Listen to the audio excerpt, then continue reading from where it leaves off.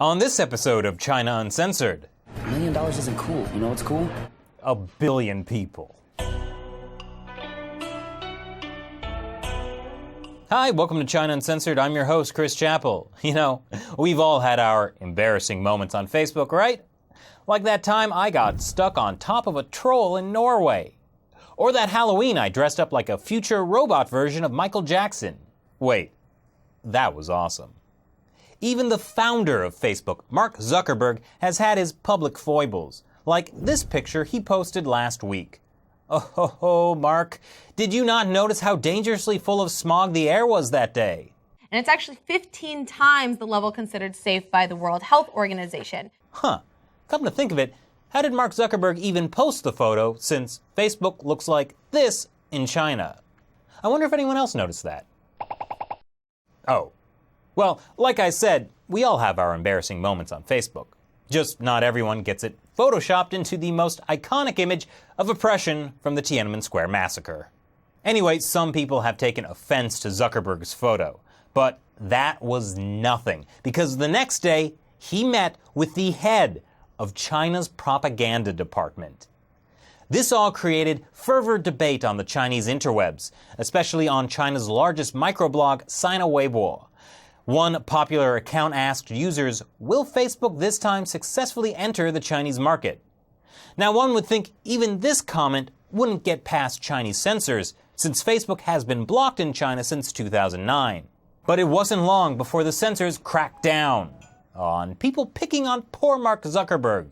China Digital Times leaked this, a top-down instruction telling press to control malicious commentary on Facebook founder Mark Zukърбърg's visit to China. Yes, the ones responsible for censoring Facebook are defending the founder of Facebook. Even CCTV said, wait, CCTV has 21 million Facebook fans? In fact, the state-run Global Times brags that CCTV's Facebook presence is outshining many of its foreign counterparts. Now anyway, it's been no secret that Mark Zukърбърg has gone pretty far in his attempts to woo the Chinese Communist Party. I mean, it's understandable that he tried to impress crowds with his Mandarin. And you have to admit, this family Lunar New Year greeting was kind of adorable in an awkward way. But Zukърбърg goes that extra mile. Like when he so coincidentally happened to be photographed with Chinese leader Xi Jinping's book. That was just there, on his desk, prominently. Then there was the time, I kid you not, he asked Xi Jinping to name his unborn daughter. Xi Jinping declined. So I think it's safe to say Mark Zukърбърg will do whatever it takes to get China's 700 million internet users onto Facebook. And can you blame him, really? Yes, you can! And not just for his embarrassing sucking up that is obvious to people on both sides of the Great Firewall. The Chinese regime ranks dead last in internet freedom, according to a survey last year by Freedom House. And yet this weekend, Zukърбърg praised the progress China has made on the internet. Zukърбърg said he appreciates China's achievement in internet development. Seriously? So you're saying you appreciate China's advanced censorship technology? That's like going to Agent Smith and saying, oh yes, I really enjoy this matrix you built. Yes, very impressive. I hate this place. That's understandable. Because seriously, how would you feel if Facebook censored your posts according to Chinese law? My Facebook page would look like this. And that's why I'm somewhat concerned when my favorite state-run propaganda media says Zukърбърg sets a good example for foreign countries hoping to enter China's market. Because if Zukърбърg is successful at getting Facebook into China, then he will be setting an example. That an acceptable price for doing business in China is not just complying with the government's censorship controls, but running full tilt toward them with open arms. And if Zukърбърg thinks the controls are going to loosen up, he'd better think again.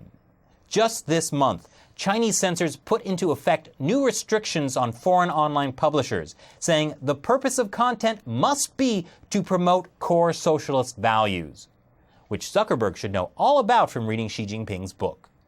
So for Facebook to ever be unblocked in China, Zuckerberg will have to deal with what the Global Times calls a lax filter system in dealing with harmful information. In other words, anything the party doesn't like. And here's the thing. I believe that Mark Zuckerberg genuinely cares about China and Chinese culture. It's just that by trying to get Facebook into China, he's helping the people who are making it worse keep it that way. So what do you think about Facebook's attempts to get into the Chinese market? Would Zuckerberg be setting a bad precedent? Or is it worth censoring content to get Facebook into China? Leave your comments below, and remember to check out the China Uncensored Facebook page while it lasts. Once again, I'm Chris Chappell. See you next time. Just when you thought it couldn't get any more complicated than a territorial dispute between China, Taiwan, Vietnam, Malaysia, Brunei, and the Philippines, well, Indonesia had to show up. Like a seventh wheel. Presidential hopeful Donald Trump has a special relationship with China.